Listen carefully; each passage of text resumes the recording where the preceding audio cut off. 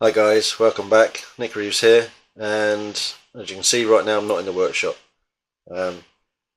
Just doing this little bit of an intro for this video because I've got to look after someone who's ill today off school. Now, first of all, this video, it's not directly related to model aircraft, but it can be used for building somewhere that you could put model aircraft. Second disclaimer is, in this video you'll probably see lack of PPE for certain things, doing things in possibly a non-safe manner. I'm doing it, I'm taking the risk. Use the proper PPE, use all the equipment you're meant to be using, goggles, gloves, hard hat, whatever. But this is how we're building our shed. So the first task was obviously to clear the shed. That's all been done, and we've now got a clear decking area. For the actual build, the first task was to build the base. Most of the structure is being done with 2x2 timber. All the timber used in the build is all fully pressure treated. The overall size is going to be about 11 foot by 6 foot, but done in metric, so it's using suitable size materials. 3.6 metre by 1.8 metre wide, 600mm centres for all the timbers, or as close to it as possible. So the base is all framed up, squared, and then we're using 22mm thick timber on top of the framing to create the floor. This comes in 150mm wide sections, conveniently at 3.6 metre lengths. Also, it's difficult to see in the shot, but just here I'm doing like a wedge affair to try and get the boards tight together, because obviously some of them aren't that straight. It's screw one wedge to the frame underneath and then hammer the other wedge in to compress the boards together. It's all nailed together. Framing wise, using 90mm nails, and for the pinning, it's using 50mm nails. Excuse me. Now, obviously, there's a few bits in this video where I'm off doing other things as well. Lunch, for example, drink breaks. But the last board goes on here. Now, the very elegant bit here of kneeling down and actually measuring the overhang. There's a bit I need to trim off. Between 5 and 15mm overhang. That's just come from where the boards just aren't tight together. Now, the little battery circular saw that I've got didn't cut it, pardon the pun. It wasn't up to the job, so I got the chainsaw out and just trimmed it with the chainsaw. Nothing too exciting with that. But yeah, it's now square, it's solid, it's all nailed together. So you can see the chainsaw just teasing along, just taking that last bit off. There's a nice flush edge. So now I've got to work out how tall I need the walls. Now the back wall is going to be 6 foot high. So it works out with the bottom with the bottom 50mm rail and the top 50mm rail. I've got to have uprights of 1.7 to give me the 1.8 or 6 foot height. So all these pieces are cut to size, and then nailed on the 600mm centres to what will be the top rail first, and then the bottom rail.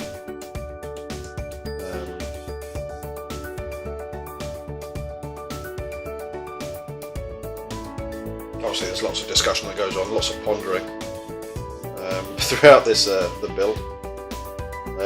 This build has been condensed down from a complete full day working on it, so it's not the quickest build that I've done, but I've had to do a lot of thinking as I go, a lot of figuring out. So we've got the first cladding panel to go on there. The cladding is pressure treated tongue and groove, TGV I believe it's called. Comes in 4.8 metre lengths. Good material to use. Now I've actually had an overhang, because this back panel when it goes up I won't be able to get to the back of the shed because its position is going to be like a few inches away from that fence. So the first or the lowest strip of cladding actually overhangs the base. So I've measured that up and got that on first. Nailed that down so that it gives me the right spacing for the rest of the boards. You can see here all the other panels being brought round.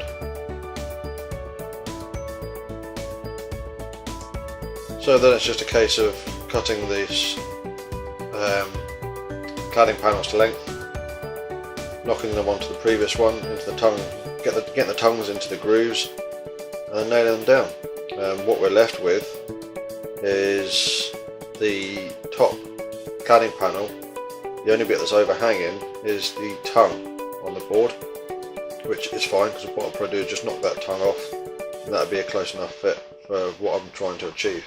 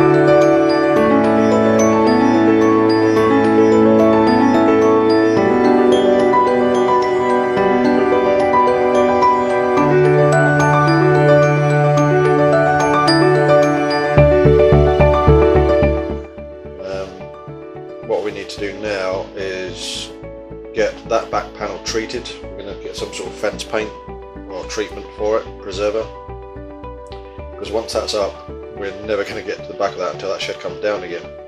So I want to get 2 or 3 coats on there so it's got a good protection. The rest of the shed can be done once it's all up. And then what I need to do, what I've been doing here in the video, is getting all the other cladding panels off the roof of the van and round so it's ready to get that wall up and then build the rest of the shed.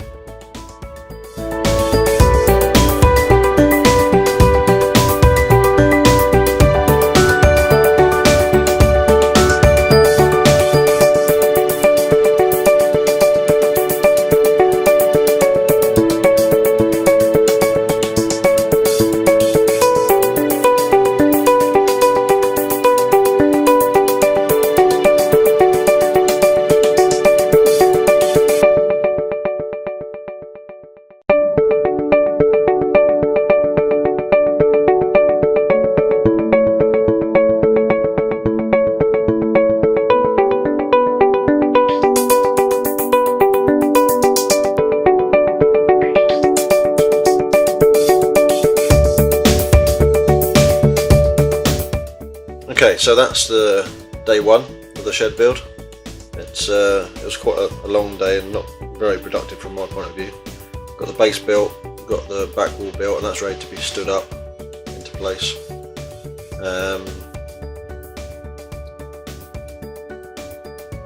We actually had a bit of a structural failure on the van. One of the roof bars gave out. I might be able to get a picture up here somewhere of where the roof bar gave out. So I've had to sort that out before going and getting more timber. The next video will be